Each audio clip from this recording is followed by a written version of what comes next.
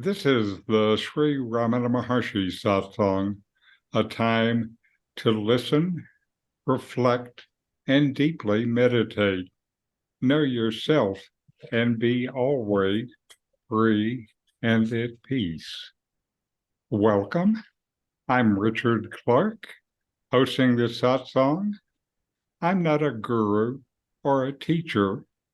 Like you, I love Ramana and his teaching, so I want to share it. I'm reviewing and commenting on the book's Talks with Sri Ramana Maharshi. These were dialogues recorded by Major Chadwick from 1935 to 1939. This week is talk number 122. Let me get it up on the screen. A crowd had gathered here during Christmas, and a devotee asked how to attain unity consciousness. Maharshi said, being unity consciousness, how to attain it. Your question is its own answer. The devotee then asked, what is Atman? Self, Anatman, non-self, and Para-Atman, the supreme self. And Maharshi said, Atman is Jiva Atman, the individual self, and the rest are plain. The self is ever present. Each one wants to know the self. What kind of help does one require to know oneself? People want to see the self as something new, but it's eternal and remains the same all along. They desire to see it as a blazing light, etc. How can it be so? It is not light. It is not darkness. It is only as it is. It cannot be defined. The best definition is I am that I am. The Shrutis speak of the self as being the size of one's thumb, the tip of the hair, an electric spark, vast, subtler than the subtlest, etc. They have no foundation in fact. It is only being, but different from the real and the unreal. It is knowledge, but different from knowledge and ignorance. How can it be defined at all? It is simply being. Again, Bhagavad said in the whole Thyamanar literature, he preferred one stanza which says, ego disappearing, another I spontaneously manifests in full glory. Again, he cites Skandar Abhidhuti, not real, not unreal, not darkness, nor light it is. One man said that the Siddha of Kumbakonam claimed to overcome the defects of Sri Sankara's system, which deals only with transcendentalism and not the workaday life. One must be able to exercise superhuman power in ordinary life. That is to say, one must be a Siddha in order to be perfect. Sri Bhagavan pointed out a stanza in Thyamanar which condemns all cities.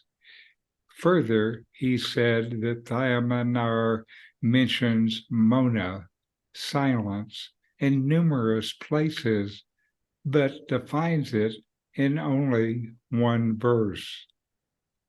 Mona is said to be that state which spontaneously manifests after the annihilation of the ego.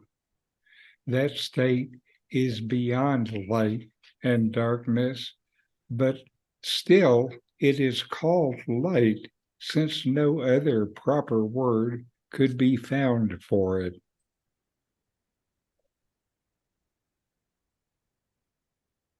Hello, Elizabeth. Glad you could join us. Thank you. Now, my comments. Ramana Maharshi teaches that the ultimate reality, Brahman, is without attributes, formless, and indivisible. In the conversation, someone asked Ramana about attaining unity consciousness. Ramana responds by saying that the question itself contains the answer. Unity consciousness is not something separate or distinct that one needs to attain. It is the inherent nature of our being. That's what unity means. The individual self, the Jivan Atman, is not separate from the Supreme Self, the Para Atman, and realizing this unity is the key. Non-difference is at the heart of Ramana's teaching and of Advaita Vedanta. The questioner then asks about Atman, the self, Anatman, non-self, and Para-Atman, supreme self. Ramana explains that Atman refers to the individual self.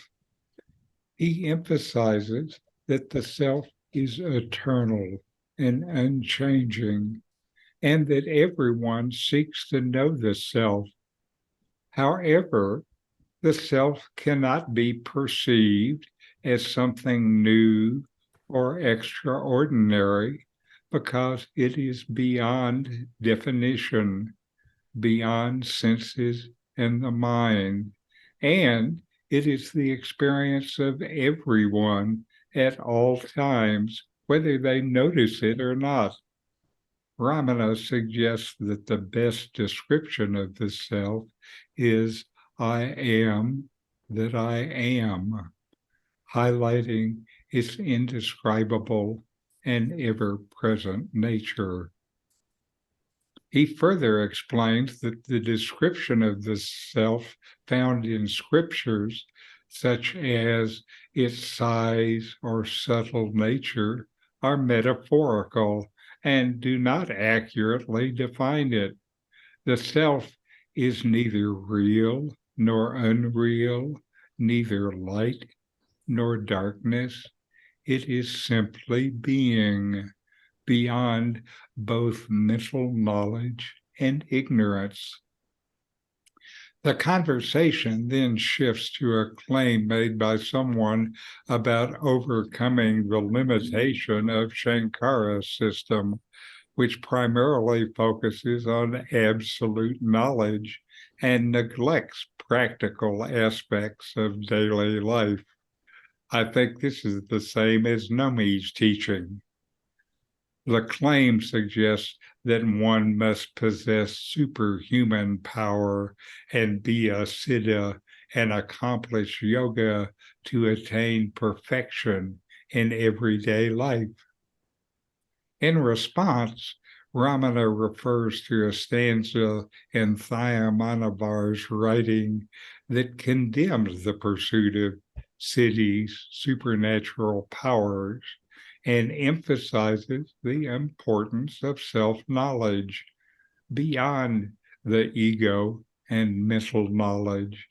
He also mentions that Thyamanavar frequently mentions silence, Mona.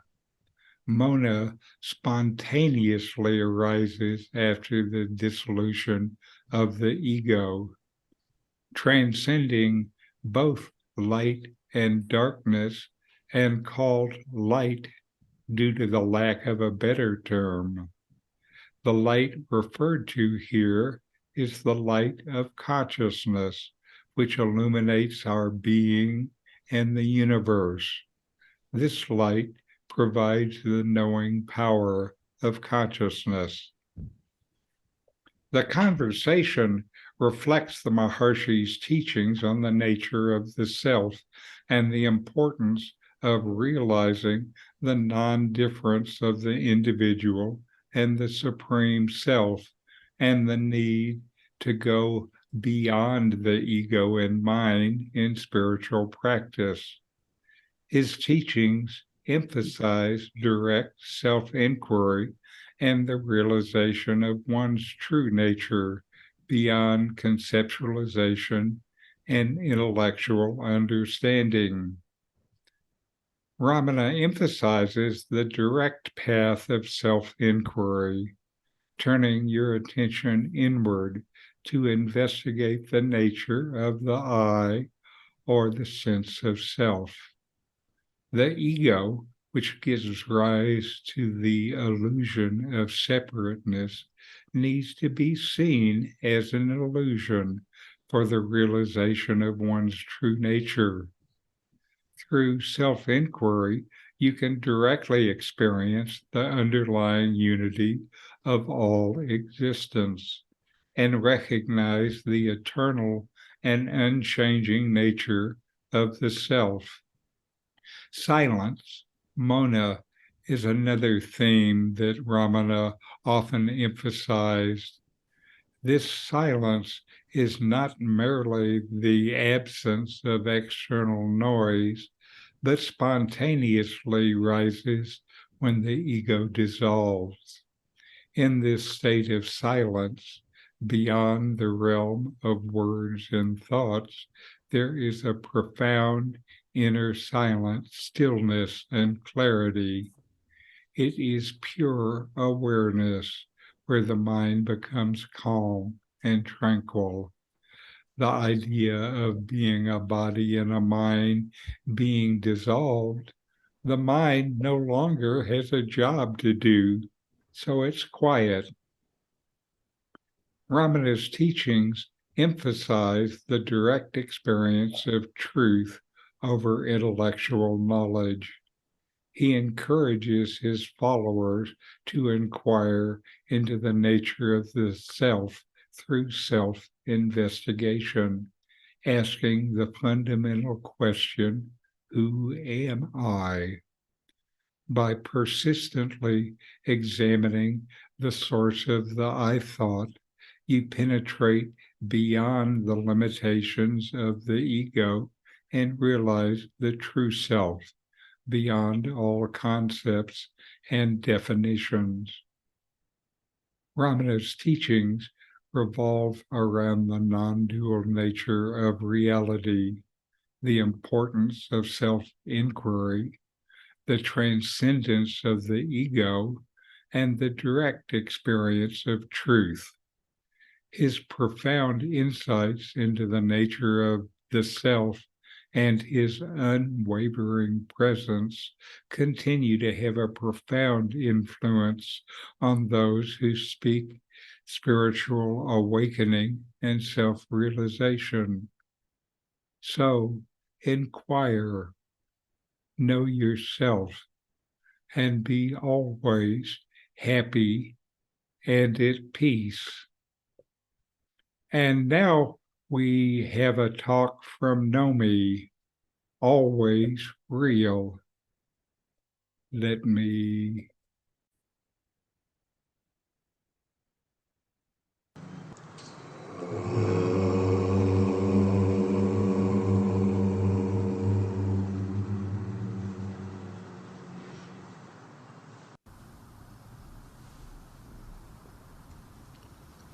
The self, our real being, is ever existent. It is of the nature of undifferentiated being, consciousness, bliss.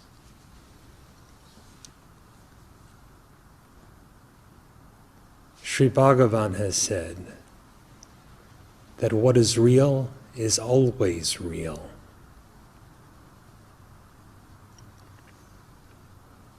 So to know what you truly are, seek that within yourself which is ever existent.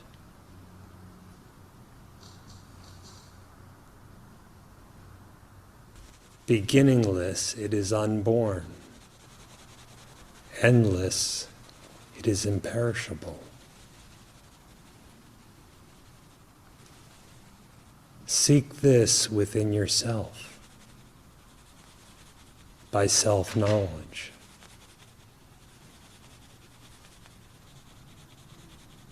What is real must always be real.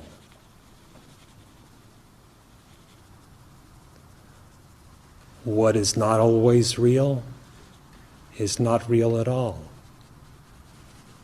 What is unreal is non-existent. That which is real is existence itself. It is unsensed, unconceived.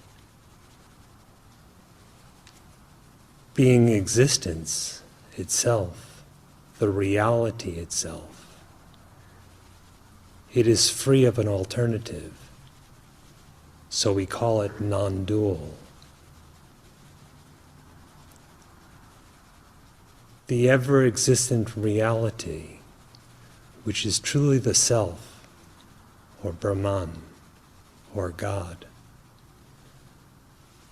is what is expressed in the silence of Dakshinamurti, of Sri Ramana, etc.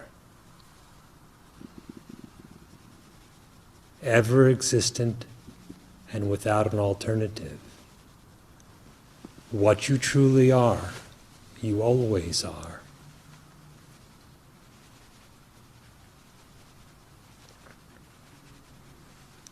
If you cease to misidentify with the body, that is, cease regarding the body as yourself, what is being indicated now will be self-evident.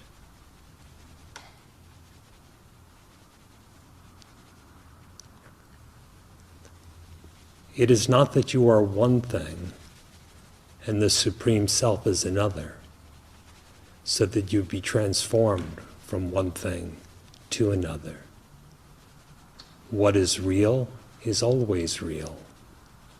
What is true about your being is always true.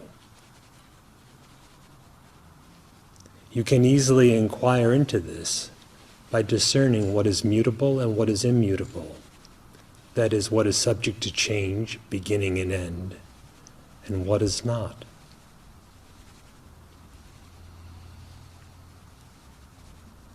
A body appears, a body disappears. This happens every day in the change of states of waking and sleeping. And it also happens in terms of birth and death. Something does not change. Discern the distinction between the changeful and the changeless.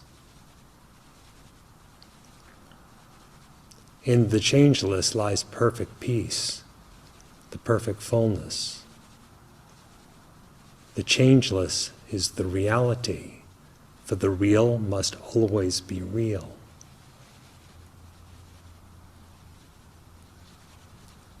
As it is with the body, so it is with the mind. The form of the mind changes. That which knows the mind does not. Which is real?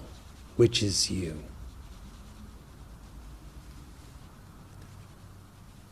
If you are not the body, none of the states, conditions, characteristics, or activities of the body truly pertain to you. What then is your nature?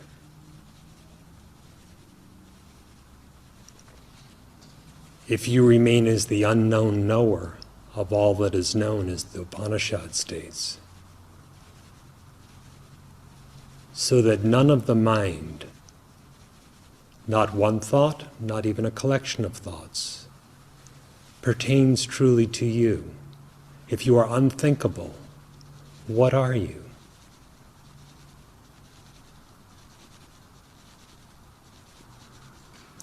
Even the assumption of existing as an individual entity or ego is not always, is not real. What is real must always be real. What is unreal does not exist.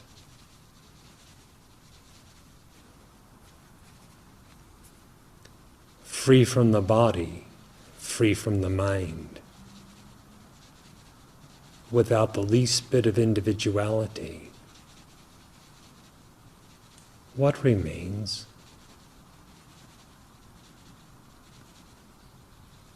What remains is what has been you always, without birth, without death.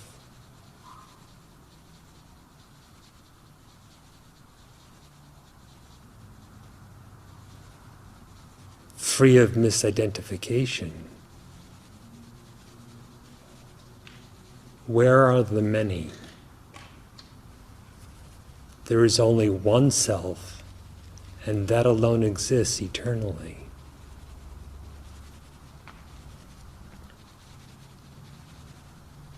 This is the significance of the Mahavakya, or great aphorism, I am Atma Brahma. The self is Brahman.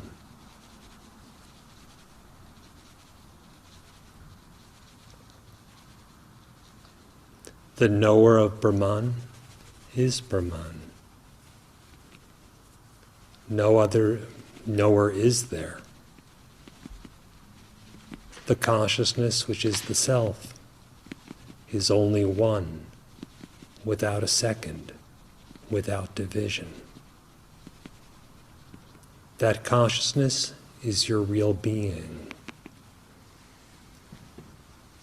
The absolute Brahman is your real being. And you don't have another kind of being. All spiritual practice is for the purpose of abandoning the idea that there's something else besides the reality, something else besides God, something else to you besides your real self.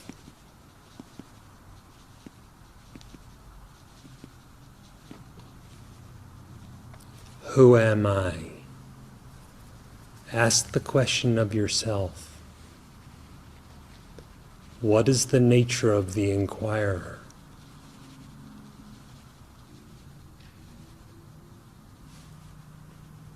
What is real is always so. What is unreal is never so.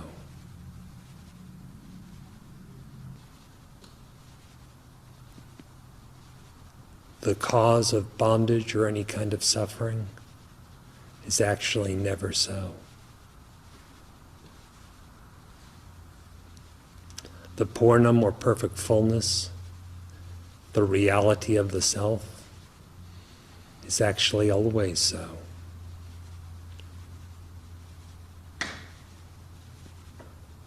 Who can know this? Only the real one that is always so. The unreal cannot know or not know anything.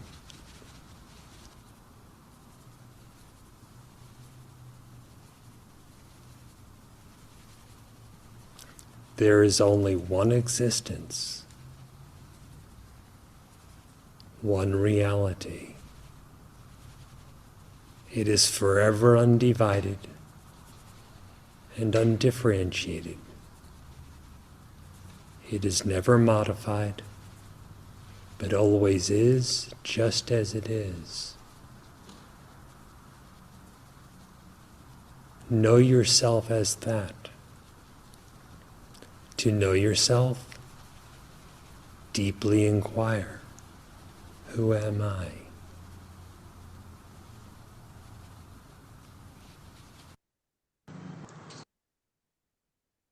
And now we'll take a few minutes to inquire.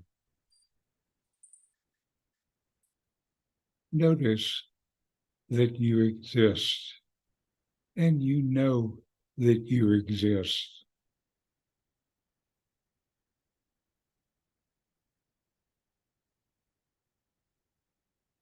Now inquire, investigate within yourself. What is always real within yourself?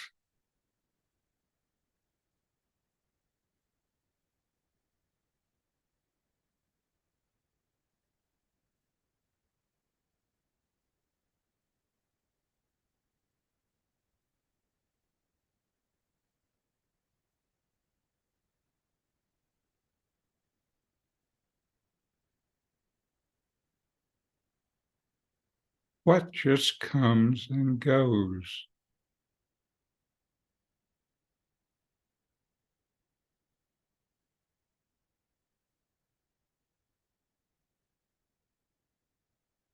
What is always?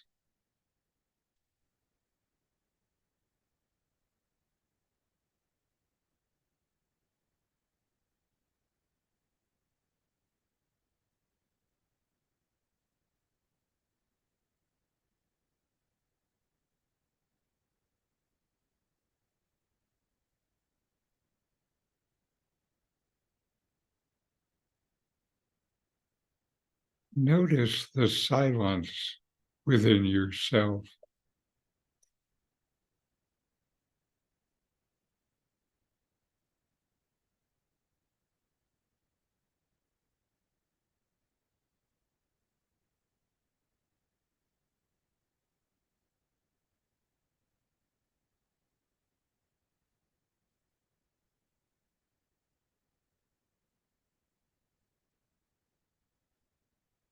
Does this silence come and go?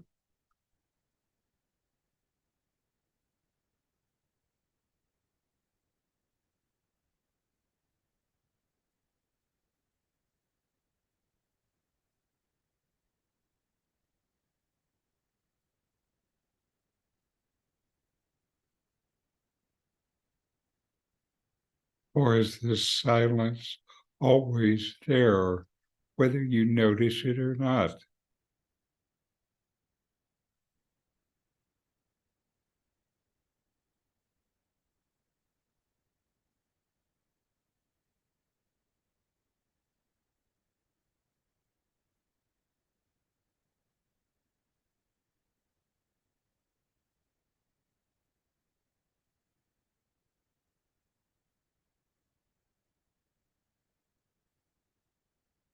Who am I?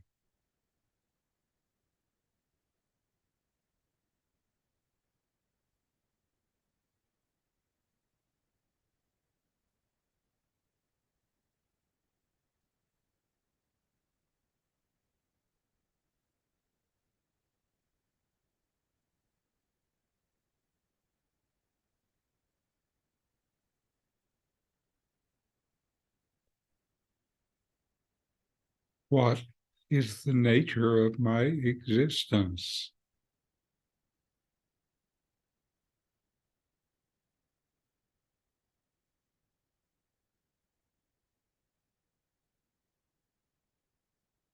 What actually exists?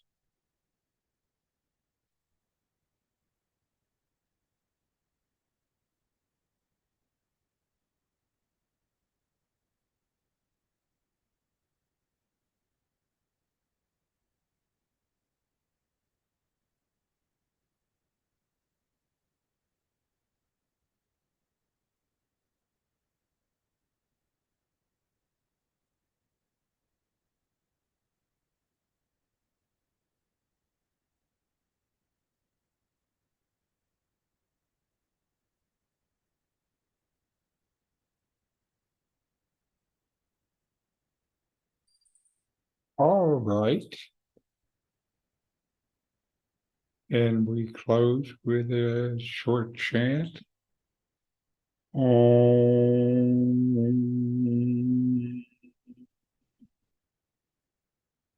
Shanti, Shanti, Shanti. Om. Peace, peace, peace.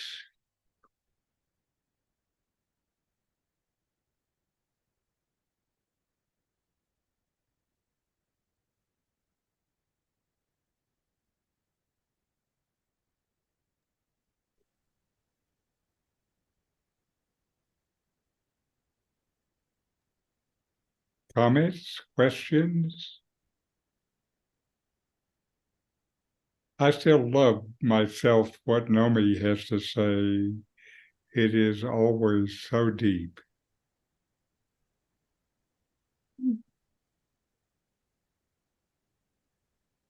Yeah, it's like it's the last thing that can be said. Well, certainly nothing more needs to be said. No, the end. Mhm. And just like that guy was complaining about Shankara never dealing much with everyday life, I haven't heard Nomi talk about everyday life except as the thing that you have to get past. You know, there are a lot of concepts bound up in our idea of everyday life that includes who we think we are.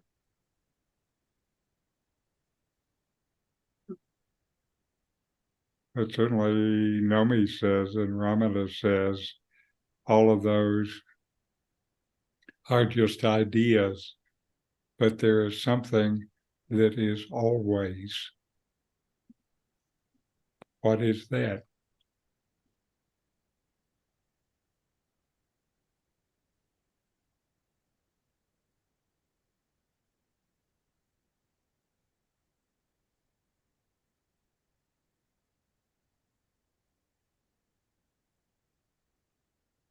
Now, Evelyn, I don't know if I told you about Jim.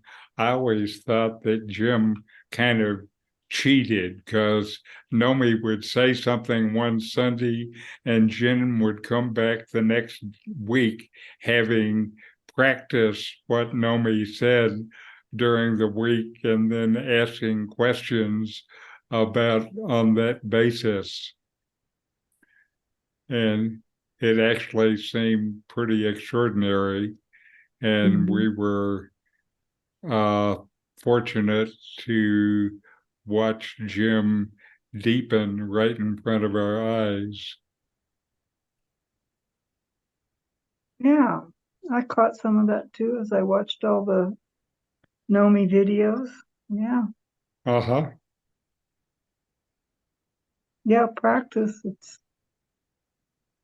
Turns out that's what you do. Yeah, it works.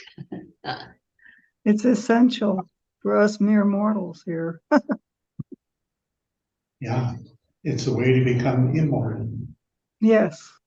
One day I Well, said to Nomi, you know, the more I practice, the younger I get. And he says, keep up, and pretty soon you'll be the unborn. Uh-huh. That's wonderful. Yeah.